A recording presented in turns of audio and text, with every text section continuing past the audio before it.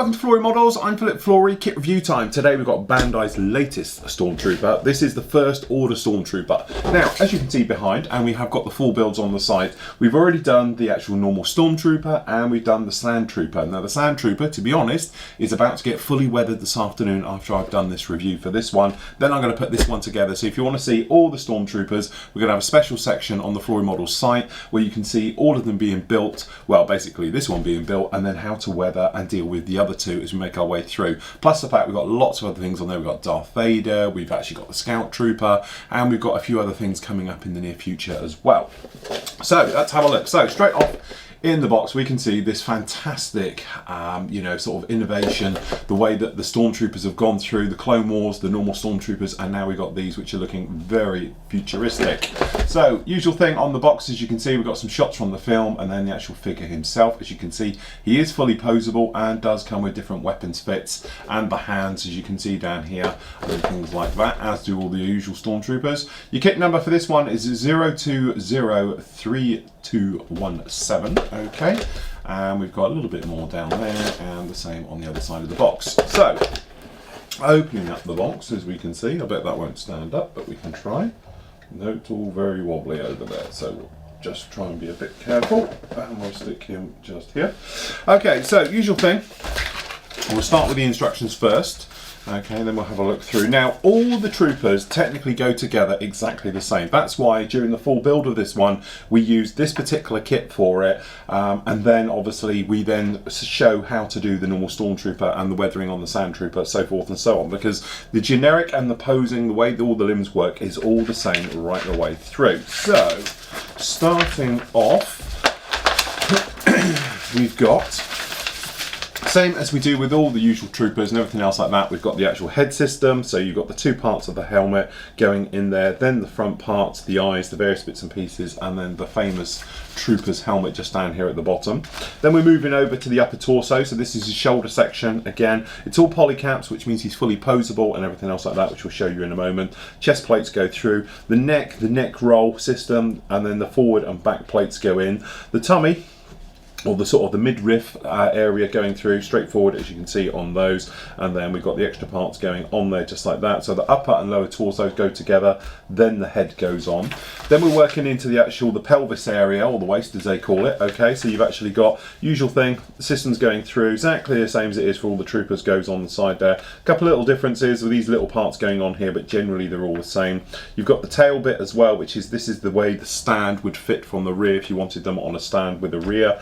Okay, so that one fits in, and then it's a case of putting them in. Make sure they click in properly, because sometimes you just put them on, you think it doesn't look right. Give them a bit more of a nudge, it clicks in, goes in solid, and gives you a proper look. Okay, then it's just up into the legs areas, as we can imagine. So it's the same as it is with the other troopers. So you've got the upper thigh area with the polycaps going in there. Then you've got the lower shin area. Okay, then we've got this posable knee joint. Make sure this one goes in the correct way. There is an up and down to it. Okay, otherwise it won't pose correctly.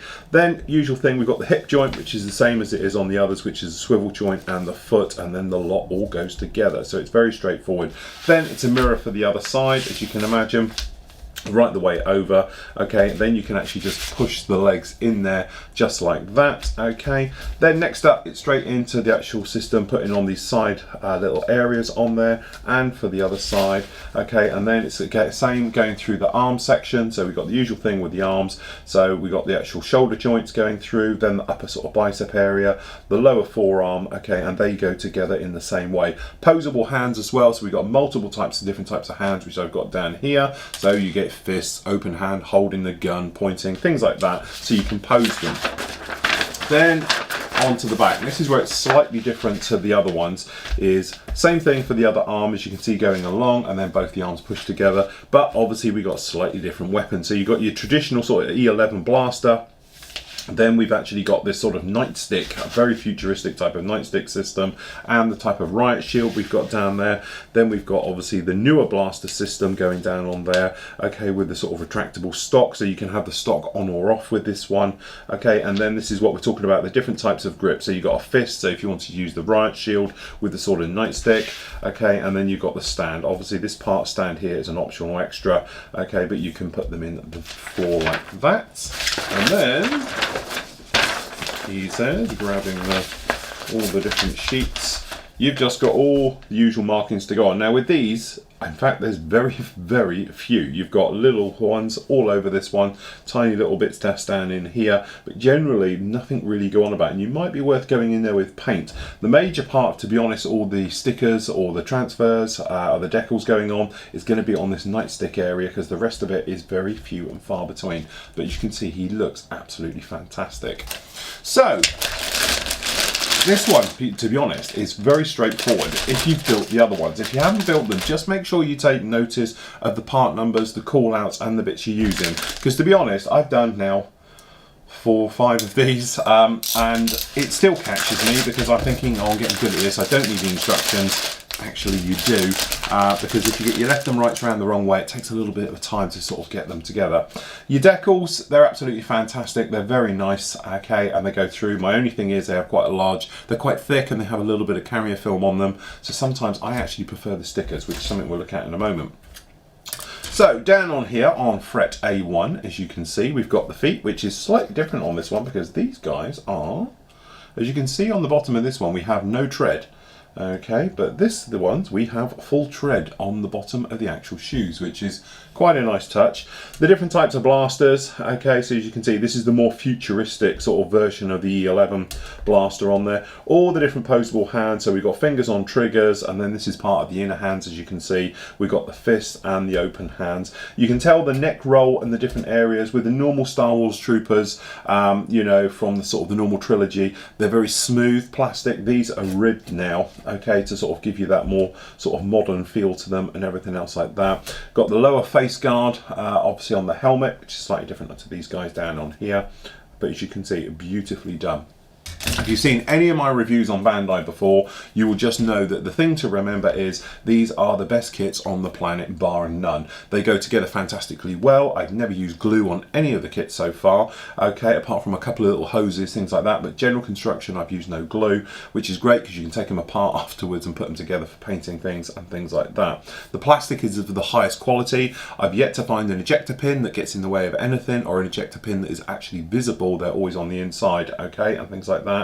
And the quality of the plastic, even removing it from the sprue, is very straightforward.